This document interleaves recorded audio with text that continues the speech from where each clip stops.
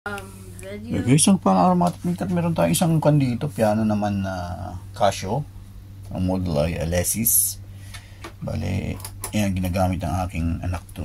Ang problema, walang sound. Ayan, may power siya. Nako-control. Ayan. Transpose. Nako-control. Pero walang sound. Ang problema kasi naisaksak sa ibang power supply. Parang nalagyan ng 24 volts power supply. Pero ang supply nito is 9 volts lang. So ito yung ginagamit natin, 9 volts. So yeah, minsan yan ang nagiging madalas na cause ng problema pag nagkamali tayo ng power supply na ginamit. So posibleng may nasunog na piyesa sa loob. Kaya dahilan na hindi siya tumutunog. Okay, buksan natin.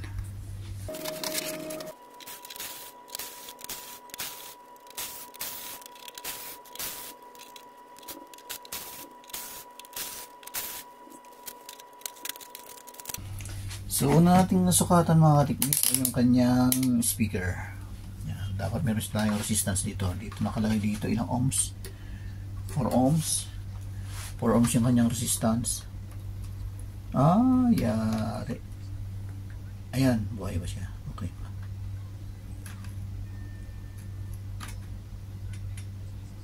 So, okay yung kanyang speaker mga katiknik.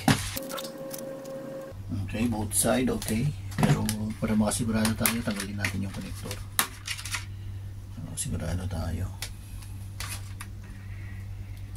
So okay, buo siya. Good sign. Good sign. Yan. Tumutunog pati pagka.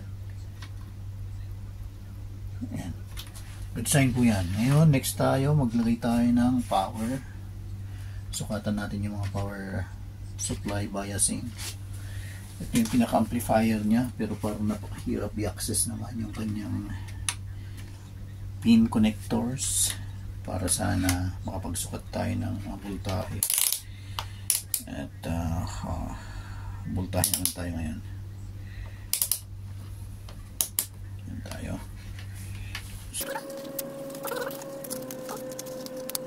So may power na siya, nakaswitch na siya this time. Yan, naka-power on. Makikita nyo yung mga technique yan, naka-power on. Magsukat lang tayo sa kanyang, mayroon isang regulator dito na 7805. Isang 5 volts regulator yan. Tingnan natin kung may supply. So pag nagsusukat tayo ng regulator, sa gitna yung kanyang ground. Ito yung kanyang input, 9 volts, at ito yung kanyang output. So good yung ating regulator. This time palagay ko ang problema dito sa kanyang IC. Nilagyan nila ng heatsink kasi nga yan yung madalas nag-iinit. So malamang nasira yan dahil sa laki ng voltaheng pumasok. 24 volts na naman. So tatanggalin natin to, tapos sukatan natin.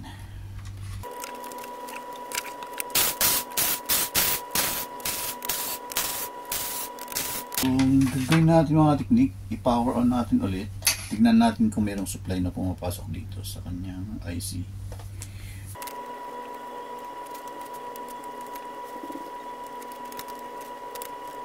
So, tignan lang natin yung kanyang code. So, check natin mga technique. Ayun, kitang-kita yung kanyang code. Yan mga technique. Yung code niya is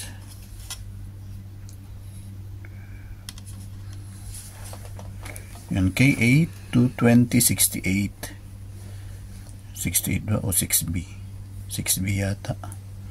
So yan yung code ng ating, yan yung IC na yan, ito yung pinaka-amplifier IC natin. Ngayon tignan natin kung saan nag-lie yung kanyang power input or yung supply ng voltage, then yung kanyang signal input para maglagay tayo ng signal kung merong lalabas na sound from this speaker.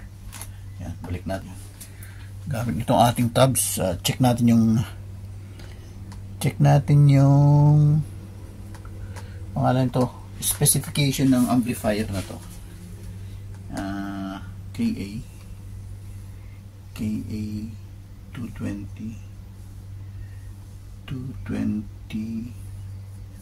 6B datasheet.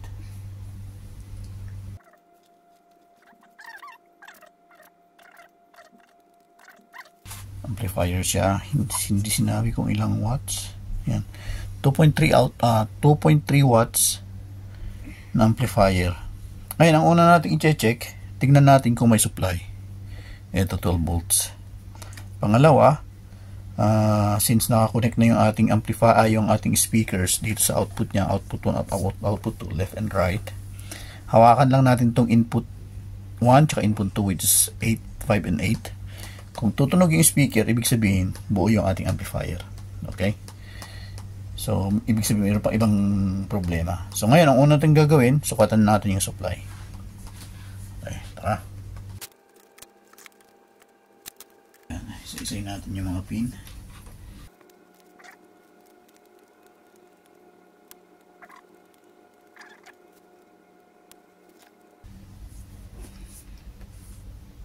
Ito yung kanyang power. Baliktad lang yung tingin natin, mga katiknik. Ito yung power niya. Yan o. Ang palaging number 1, pag tumitingin tayo sa IC, mayroon siyang mark na dot. Ito, yung dot na yan. Yan ang pin number 1. So, dapat number 1 tayo tumingin. Yan. So, number 1, dito, wala tayong nasukatan. Nandito yung supply. Pin number 2. Which is 12 volts. So, okay yung supply natin. Okay yung supply natin. So, ito yung number 12. So, ito yung number 12. Yan. Kung yung orientation ng drawing ay parang nakatingin tayo sa ganito. Diyan tayo nakatingin. Yan. Yung pag ganyan, parehas na siya. Okay. So, andito yung supply.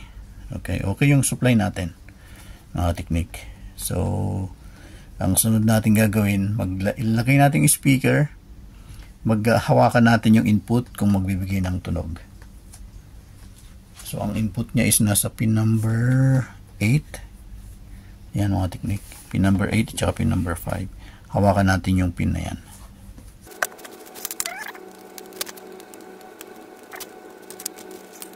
Supply.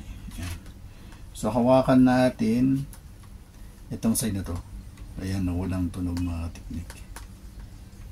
Ibig sabihin, sira yung kanyang amplifier. Confirm mga technique, sira to. Ayan, dapat tutunog yan. Okay, mapagpalang araw mga technique, continuation na sa ating ginagawang piano. So, nakabili tayo ng pyesa. Ito, mga technique. Ayan, parehas na parehas yung kanyang code. Ito yung amplifier. So, nagkakalaga lang ng 750 pills.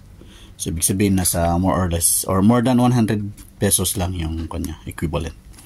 So, tara, try natin to.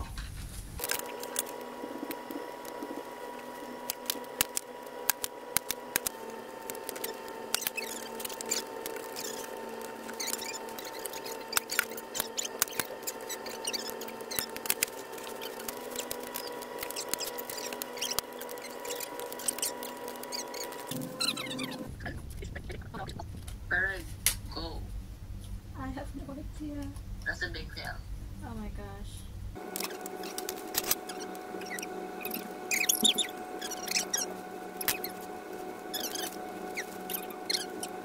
Oh, it's no. This is ultra this way to us.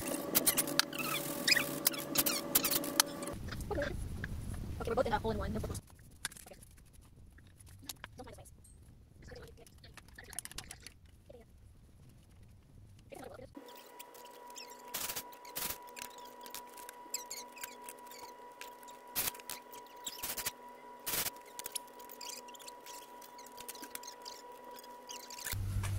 Yan, para hindi tayo magkamali. Try natin i-check. 9 volts. Okay, we should pick another one. Yan, power on na siya. Tapos natin. Yun! So, glory to God. Okay. Oh look, it's working now. Okay. So, i-finalize natin mga technique.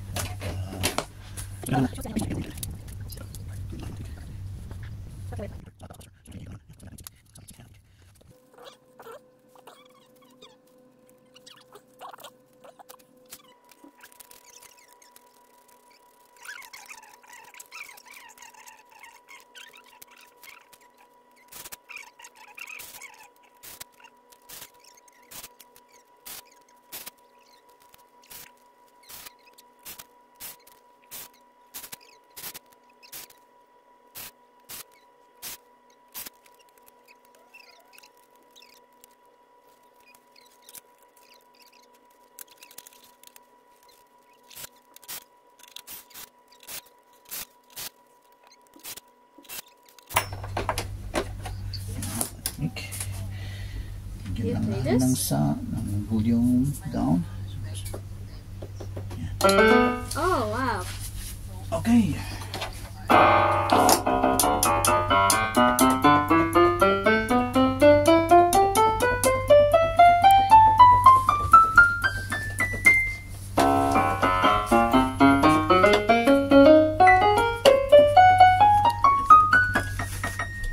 Transpose. Wait, do this? So yun mga teknik, thank you Jesus sa karunungan. Maraming salamat sa Panginoon na binigyan tayo ng karunungan at ma-repair tong piano na to. Actually, matagal nang Where are you though? gusto ipa-repair sa akin ng aking anak dahil gusto niya mag-play. Yan, wala lang akong time dahil na-busy rin ako sa pag-assist sa kanya sa kanyang mga activities sa school. Yippee! So yan, thanks God. Okay, dito lang tayo mga techniques. So ganun lang, power amplifier naging problema at thanks God na ayos na siya. Ayan, don't forget to subscribe. Technique lang, bye. Hanggang dito lang tayo mga technique. More power sa inyong lahat and God bless. Okay, you want to play, Beb? Yeah. Okay.